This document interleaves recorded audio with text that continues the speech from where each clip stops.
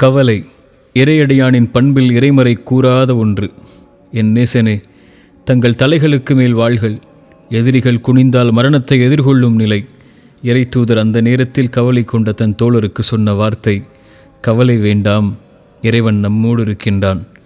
இறைத்தூதர் மூசா, முன்னால் கடல், பின்னால் எதிரிகள், உடனிருந்தவர்களின் வார்த்தை, கைவிடப்பட்டு விட்டோம் மூசா.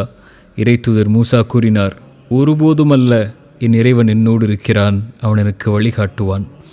என் நேசனே, இவர்களின் இந்த ஆழமான நம்பிக்கைக்கு அடித்தளம் இந்த 3 கேள்விகளின் பதிலை கொண்டு மட்டும்தான். முதல் கேள்வி, நம் சிரமத்தின் இந்த நிலையை இறைவன் அறிந்தவனா இல்லையா? ஆம், அறிந்தவன். இது அவனின் நாட்டமா இல்லையா? ஆம், அவனின் நாட்டம்தான். இதை நீக்க அவன் சக்தி பெற்றவனா இல்லையா? ஆம், அவன்தான் முழுவதுமான சக்தி பெற்றவன். என் நேசனே, இந்த 3ஐயும் உணர்ந்து இப்போது இந்த வார்த்தையை மீண்டும் ஒரு முறை சொல், இறைவன் என்னோடு இருக்கின்றான், அவன் என்னை ஒருபோதும் கைவிட மாட்டான்.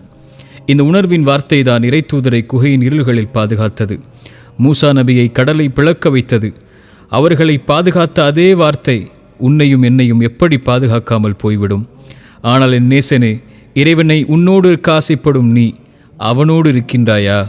அவனோடு நீ இருக்கும் வரை மட்டுமே அவன் உன்னோடு இருப்பான் என்ற உண்மையை ஒருபோதும் மறந்து விடாதே.